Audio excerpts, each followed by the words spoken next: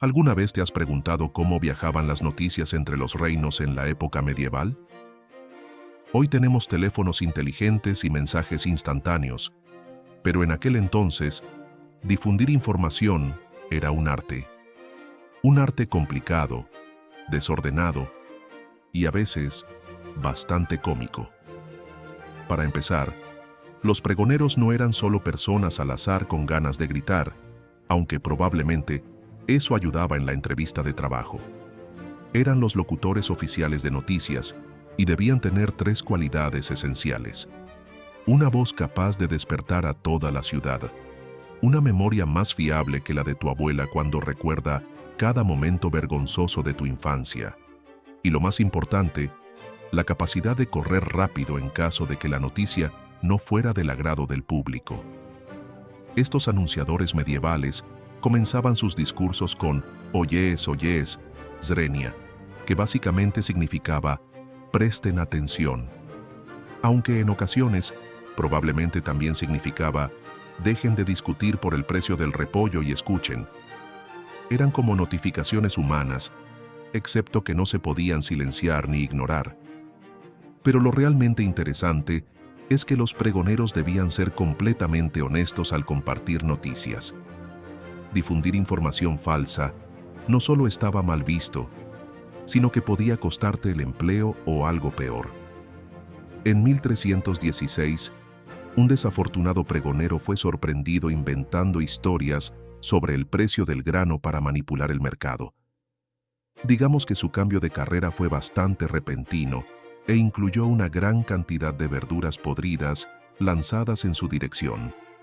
Si los pregoneros eran el Twitter medieval, entonces las tabernas eran el equivalente a Facebook, un lugar donde todos compartían sus opiniones, quisieras escucharlas o no. No solo se trataba de beber, aunque eso sin duda ayudaba a que las noticias circularan más rápido, aunque no siempre con precisión. Eran autopistas de información donde comerciantes, viajeros y lugareños se mezclaban en un caos de historias, rumores y ocasionales peleas a puñetazos sobre quién tenía la versión más precisa de los hechos. Imagínate a un comerciante entrando a una taberna después de un largo viaje. Ha cruzado 3 reinos y trae noticias sobre la aparición de un dragón. Para cuando termina su primera jarra de cerveza, el dragón ya tiene 3 cabezas. En la segunda, ahora respira fuego arcoíris. Y tras la tercera, de alguna manera, el dragón se ha postulado para un cargo político y promete reformas fiscales. Así era como evolucionaban las noticias en las tabernas medievales. Pero más allá de ser redes sociales de la época, estas tabernas cumplían una función crucial. Eran terrenos neutrales donde personas de distintos estratos podían compartir información. Un campesino podía sentarse junto a un sirviente de un noble y enterarse de cambios inminentes en los impuestos. Recientes hallazgos arqueológicos en la White Hart Inn de Londres revelaron cientos de fichas y marcadores usados para llevar cuentas de deudas de bebida. Pero lo más curioso fue encontrar inscripciones en las paredes del siglo XIV, desde bromas vulgares hasta advertencias sobre comerciantes deshonestos, demostrando que la gente medieval también tenía una necesidad insaciable de dejar reseñas. Lo fascinante de este sistema era su sorprendente eficacia. En un caso documentado de 1348, la noticia de una gran batalla en el norte de Inglaterra llegó a Londres a través de las tabernas antes que los mensajeros oficiales del rey. Aunque, para ser justos, la historia evolucionó desde el ejército ganó una victoria importante hasta el rey luchó cuerpo a cuerpo contra 3 guerreros escoceses mientras hacía malabares con ovejas. Nadie es perfecto. Lo mejor de las noticias en las tabernas era su carácter interactivo. A diferencia de hoy, donde leemos titulares y seguimos con nuestro día, los medievales debatían, argumentaban y añadían su propio toque a cada historia. Era como una sección de comentarios en vivo, pero con más cerveza y menos trolls. Incluso tenían un sistema de verificación. Si alguien era conocido por compartir información confiable, recibía bebidas gratis como recompensa. pero si te atrapaban inventando historias, podías ser vetado de todas las tabernas del pueblo. Una condena peor que la muerte para ciertos socialites medievales. Hay un caso documentado de 1382 en el que un hombre en York fue expulsado de 12 tabernas por difundir falsos rumores sobre la hija del alcalde y un artista de circo ambulante. Eso sí que era un auténtico control de información medieval. Algunas tabernas llegaron a ser tan famosas por la cantidad de noticias que circulaban en ellas que terminaron ganándose apodos especiales. Un gran ejemplo es Ye Old Trip to Jerusalem, en Nottingham, que sigue en pie hasta el día de hoy. Se dice que era una parada clave para los cruzados en su camino hacia Tierra Santa. Imagínate las historias que sus muros podrían contar si pudieran hablar, aunque después de 800 años absorbiendo cerveza, probablemente estarían un poco mareados. Pero si crees que las tabernas eran los únicos lugares donde la información volaba, piénsalo de nuevo. Aunque estos establecimientos funcionaban como redes informales de comunicación, había una institución aún más poderosa en la transmisión de noticias: la Iglesia. Puede que a simple vista no parezca que la oración y las noticias vayan de la mano, pero en la Edad Media, la misa del domingo era básicamente el equivalente a un noticiero semanal. Mientras en las tabernas la información se distorsionaba con cada jarra de cerveza, en la iglesia el mensaje era mucho más estructurado. Asistir a misa no solo servía para salvar el alma, sino que también era la suscripción obligatoria al boletín informativo medieval. Y lo mejor de todo, cancelar la suscripción no era una opción. Las iglesias funcionaban como la prensa oficial de la época, aunque sin presentadores famosos ni gráficos llamativos. Cada domingo, entre oraciones y cánticos, el sacerdote informaba a los fieles sobre los últimos acontecimientos del reino. Y a diferencia de los medios modernos, no podías cambiar de canal si la noticia no te interesaba. De hecho, se han encontrado registros del siglo XIII que demuestran que algunos sacerdotes recibían un pago extra por anunciar ciertos asuntos. Era algo así como publicidad patrocinada medieval. Solo que en lugar de promocionar productos milagrosos para perder peso, anunciaban cosas como el nuevo impuesto sobre los pollos impuesto por Lord Joffrey o el aviso de Lady Margaret sobre su vaca extraviada, con recompensa incluida. El servicio dominical estaba dividido en dos partes: los asuntos religiosos y lo que llamaban los bandos, que eran el equivalente a una sección de anuncios comunitarios. ¿Pensabas casarte? Tenías que anunciarlo en la iglesia durante 3 domingos consecutivos. Era como publicar tu compromiso en redes sociales, solo que todos estaban obligados a escucharlo y no había opción de simplemente dar un me gusta y seguir adelante. Según documentos de la Catedral de Winchester, en 1342 hubo un servicio particularmente largo en el que se anunciaron 2 bodas próximas, un nuevo impuesto sobre la lana, la desaparición de 3 ovejas, todas del mismo desafortunado granjero, una proclamación real sobre la longitud permitida de la barba. Sí, eso era un tema regulado, y un recordatorio de que bailar durante la Cuaresma seguía estando estrictamente prohibido. La misa duró 4 horas. No es de extrañar que inventaran los reclinatorios. Los sacerdotes tenían un control absoluto sobre la información que circulaba. Actuaban como los moderadores medievales, decidiendo qué noticias eran lo suficientemente relevantes como para ser anunciadas en la iglesia. Algunos se tomaban su papel con extrema seriedad, mientras que otros, digamos que parecían más interesados en informar cuál taberna tenía la mejor cerveza esa semana.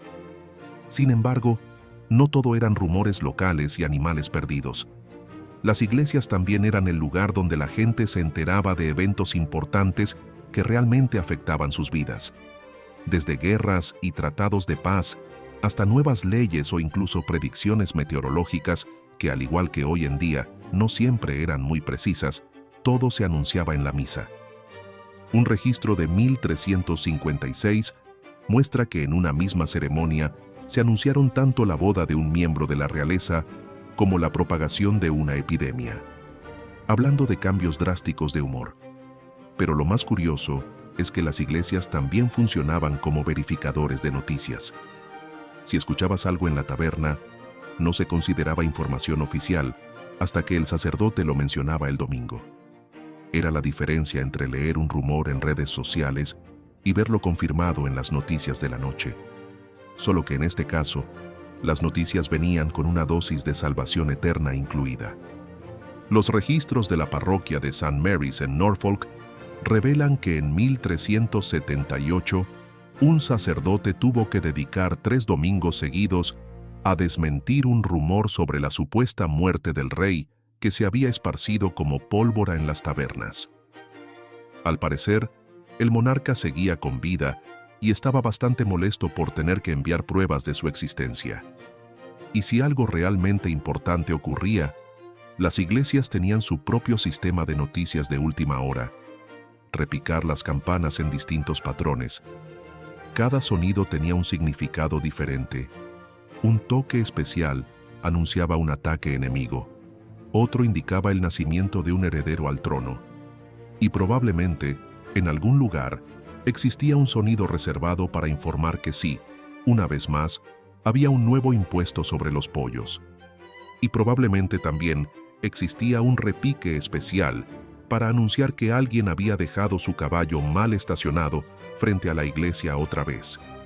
Los sacerdotes, con su acceso privilegiado a la información de toda la comunidad, se convirtieron en una especie de influencers medievales.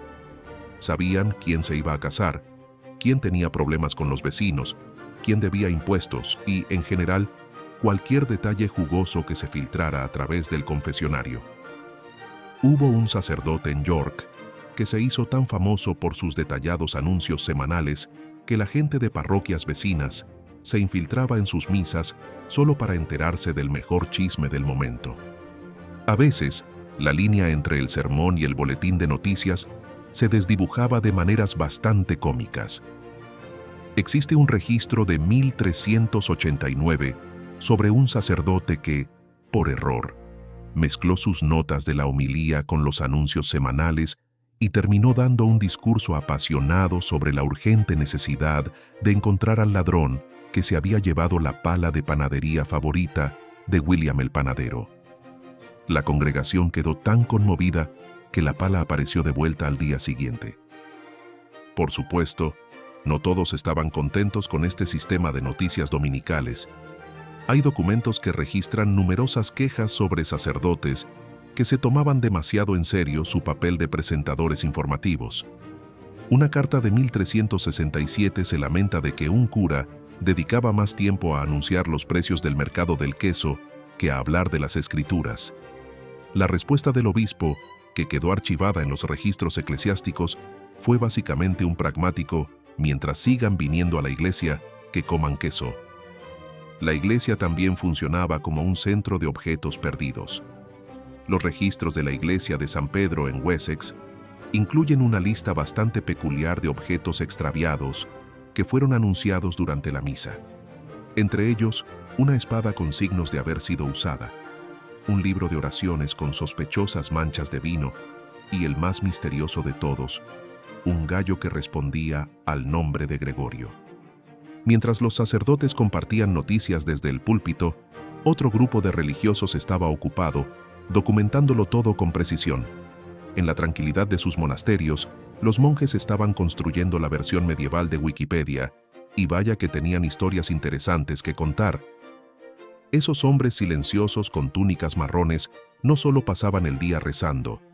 En realidad, dirigían un servicio de información operando las 24 horas, con los libros más costosos de la época, escritos completamente a mano, y, de vez en cuando, con alguna nota picante sobre los eventos de la corte real. Los monasterios en toda Europa funcionaban como una gigantesca base de datos medieval. Cada uno tenía un scriptorium, un elegante término para describir la habitación donde los monjes pasaban el día escribiendo. Y cuando digo que escribían todo, lo digo en serio. En un monasterio del norte de Francia, se llenaron 127 libros en un solo año. Producían más contenido que muchos creadores de YouTube actuales. y todo con plumas de ganso y la tenue luz de las velas. Pero estos monjes no solo copiaban la Biblia, documentaban desde los eventos políticos hasta los cambios en el clima. Los monjes de la abadía de St. Albans llevaron registros tan detallados que sabemos exactamente qué desayunó el rey en ciertos días de 1234. Al parecer, tenía una debilidad por los huevos de pavo real. Refinado, pero sin duda un gusto costoso. Lo más curioso es que los monjes no solo escribían hechos históricos, también añadían sus propios comentarios en los márgenes de los manuscritos. Estas notas marginales, conocidas como marginalia, son auténticas joyas. En una de ellas, un monje escribió junto a un texto religioso serio: «El pergamino es áspero, la tinta es delgada. Preferiría estar bebiendo vino en este momento». Otro dejó constancia de su frustración cuando su gato orinó sobre sus páginas. Sí, incluso en la Edad Media, los gatos seguían arruinando el trabajo de sus dueños. Los monasterios tenían un mejor sistema de verificación de datos que muchas plataformas de redes sociales actuales. Antes de que algo se añadiera a los registros oficiales, debía ser confirmado por múltiples fuentes. En Canterbury, hay constancia de que los monjes enviaron cartas a 3 monasterios distintos solo para verificar si un supuesto avistamiento de dragón era real. Spoiler: resultó ser solo un ganso de tamaño inusual con una actitud problemática.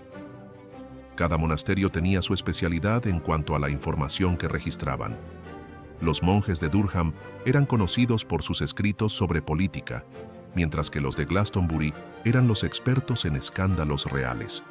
Un manuscrito de 1326 menciona: «El primo del rey fue visto bailando de manera indecorosa en un banquete. Rezamos por su alma», y por más detalles sobre qué tipo de baile era. Pero ser cronista medieval no era todo diversión y cotilleo. Estos monjes enfrentaban verdaderos peligros en su oficio. La tinta que usaban contenía sustancias tóxicas, los cortes con papel de pergamino eran un riesgo constante, y pasar largas horas encorvados sobre un escritorio les provocaba un dolor de espalda insoportable. Un monje, agotado, dejó una nota en el margen de su manuscrito: «Si alguien quiere saber cómo es el infierno en vida, que intente copiar un libro». Las quejas laborales medievales existían, aunque no tuvieran un departamento de recursos humanos al que acudir. Los manuscritos que han sobrevivido muestran que un monje promedio podía copiar de 2 a 3 páginas por día. Eso significaba que completar un solo libro podía llevar meses. No es de extrañar que, de vez en cuando, perdieran un poco la cordura. En los márgenes de algunos manuscritos medievales se pueden encontrar dibujos de caballeros peleando contra caracoles, conejos cazando humanos y lo que parece ser un obispo en plena sesión de baile acrobático. Los monjes también tenían su propio lenguaje secreto para criticar sin ser demasiado evidentes. Si querían hablar mal de alguien sin hacerlo de manera directa, modificaban sutilmente los textos de manera que solo otros monjes entenderían. Hay un caso documentado en el que un cronista, claramente poco fanático de un noble en particular, comenzó a escribir mal su nombre de forma cada vez más creativa, hasta que, al final del manuscrito, Lord Geoffrey terminó convertido en Lord Patético. Los monasterios también funcionaban como posadas para viajeros, lo que significaba que los monjes se enteraban de noticias de todos los rincones del mundo. Cada vez que un comerciante o peregrino pasaba la noche, los monjes aprovechaban la oportunidad para interrogarlo. Probablemente fueron los primeros en perfeccionar la técnica del «¿Has escuchado alguna historia interesante últimamente?». Zrenia, mientras pasaban el pan en la mesa del comedor. Un hallazgo fascinante de 1998 reveló que algunos monasterios incluso tenían túneles subterráneos que los conectaban con tabernas cercanas. Oficialmente, se construyeron para almacenar suministros de emergencia. Claro, hermanos, lo que digan. No es de extrañar que algunos de los textos escritos a altas horas de la noche se volvieran un poco más creativos. El análisis reciente de registros monásticos muestra lo detallada que era su red de información. Un monasterio en Yorkshire llevaba un libro de visitas en el que no solo anotaban los nombres de quienes pasaban, sino también fragmentos de sus conversaciones, rumores y hasta chistes contados por los viajeros. También tenían lo que llamaban un libro de relatos dudosos, que básicamente funcionaba como un servicio de verificación de hechos medieval. Allí registraban qué narradores ambulantes eran confiables y cuáles tenían la costumbre de exagerar sus historias con dragones y gigantes. Mientras estos escribas religiosos documentaban la historia con cada trazo de su pluma, había otro grupo de personas que se encargaba de difundir las noticias por el mundo medieval: los comerciantes itinerantes. A diferencia de los monjes, que debían quedarse en un solo lugar, estos mercaderes llevaban sus historias y productos de un lado a otro, convirtiéndose en los verdaderos informantes de su época. Los comerciantes medievales no solo vendían especias y sedas, también comerciaban con la mercancía más valiosa de todas: la información. Eran como boletines de noticias ambulantes que recorrían más territorio que un repartidor de Amazon, aunque sus paquetes incluían tanto los últimos escándalos reales como perfumes exóticos. La vida de un comerciante viajero era como la de un reportero en movimiento, pero con muchos más peligros y un nivel de higiene bastante cuestionable. Los registros de 1347 muestran que un mercader promedio recorría entre 20 y 25 millas por día, lo que significaba que una noticia podía viajar aproximadamente 150 millas por semana, siempre y cuando el comerciante no fuera asaltado, se perdiera o se distrajera con una taberna particularmente animada en el camino. Uno de los comerciantes más conocidos, Thomas de Walsingham, llevaba un diario que ha sobrevivido hasta nuestros días. Sus anotaciones son una joya. Día 37. Vendí 3 barriles de vino. Conté la historia del nuevo sombrero del duque. Día 38. Nadie se interesó en el vino, pero todos querían saber más sobre el sombrero. Día 39. Vendí todo el vino diciendo que era el mismo que el duque derramó sobre su sombrero. Estos tipos sabían bien cuál era su verdadero negocio, y no era solo la mercancía. Los comerciantes más astutos comprendieron que una buena historia podía aumentar sus ventas. ¿Esta seda? Es igual a la que llevaba la reina cuando, supuestamente, abofeteó al embajador francés. ¿Quieres escuchar la historia? Quizás mientras echas un vistazo a estas telas finas. Parece que las estrategias de marketing no han cambiado mucho en 700 años, pero había un problema con las noticias de los comerciantes. La precisión no era su punto fuerte. Era como un gigantesco juego de teléfono roto a escala continental. Una historia que comenzaba en París con "El rey compró un nuevo caballo". Podía llegar a Londres convertida en "El rey se transformó en un caballo por culpa de una bruja". Los registros arqueológicos de los puestos comerciales han revelado cómo evolucionaban las historias. Un libro de cuentas de 1356 rastrea una misma noticia a través de distintos mercaderes, observando cómo cada versión se volvía progresivamente más exagerada. Algunos comerciantes se especializaban en diferentes tipos de información. Los vendedores de especias, por tratar con las casas nobles, solían ser la mejor fuente de chismes políticos, mientras que los mercaderes de telas eran los expertos en escándalos sociales y desastres de moda. Un comerciante de telas en 1382 dejó registros detallados de cómo 7 damas nobles aparecieron con el mismo vestido en el mismo torneo, un equivalente medieval a un desastre de alfombra roja. Los mercaderes más exitosos tenían redes de información impresionantes.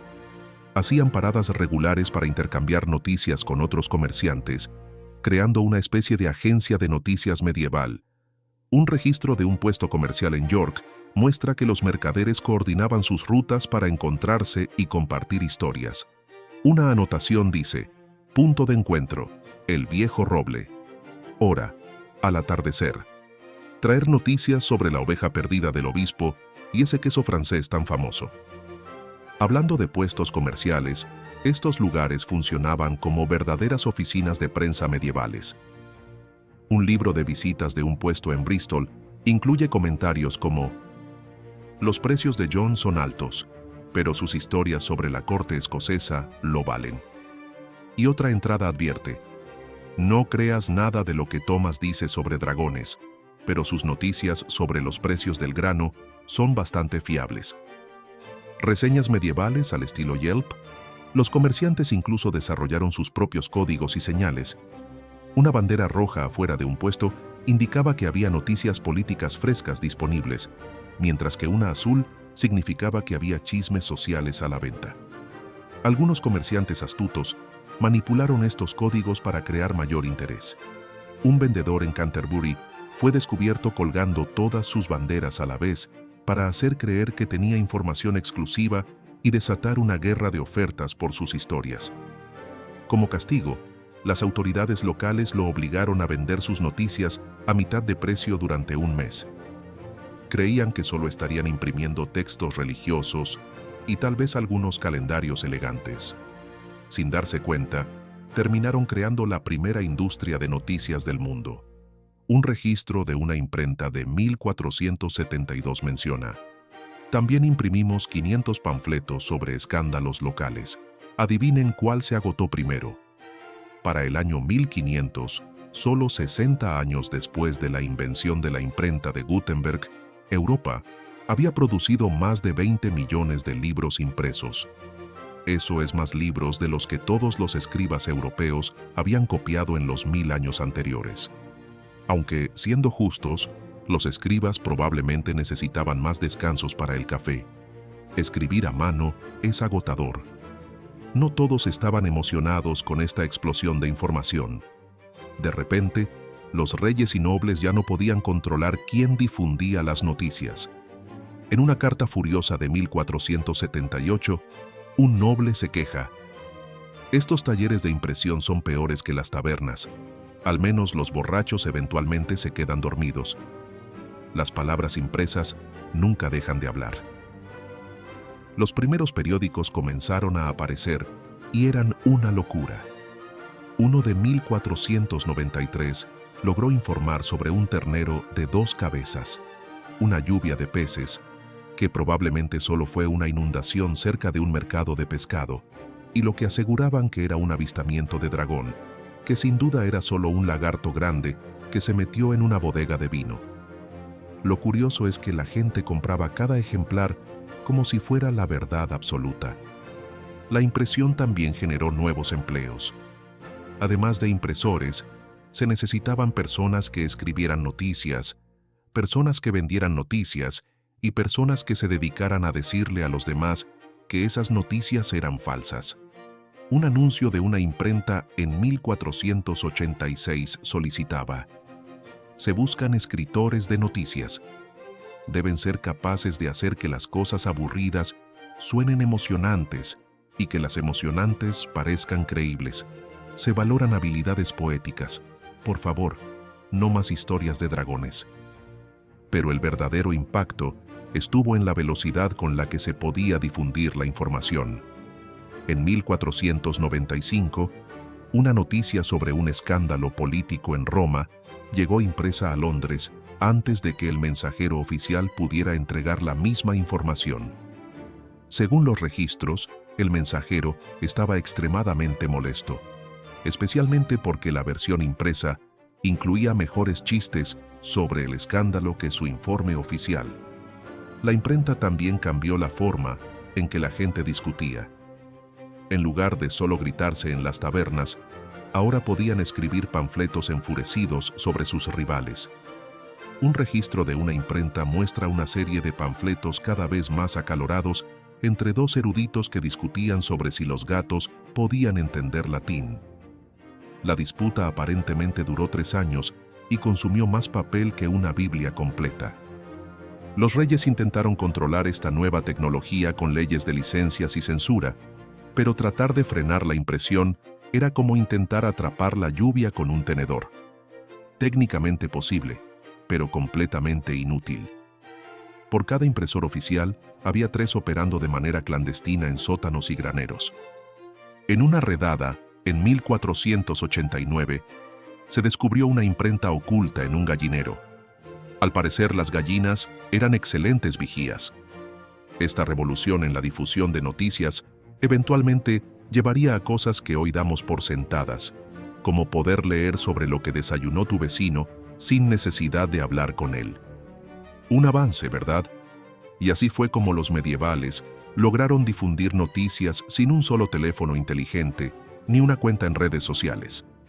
Aunque a veces uno se pregunta si nuestros métodos modernos son realmente más confiables que un pregonero con una voz potente y buenos reflejos para salir corriendo cuando la audiencia no estaba de acuerdo con su mensaje.